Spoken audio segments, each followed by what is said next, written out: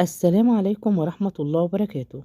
رؤية شوربة العدس في المنام. شوربة العدس في المنام بيدل على الخيرات والنعم. مرغنا يطبخ شوربة العدس في الحلم بيدل على زوال المتاعب والمشاكل.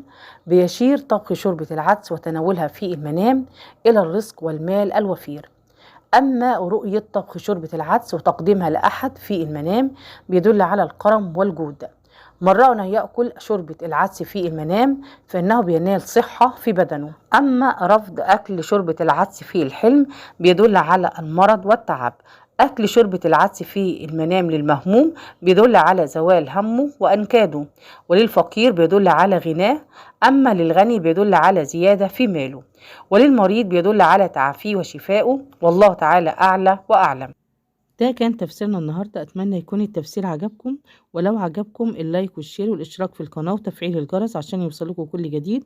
والسلام عليكم ورحمة الله وبركاته.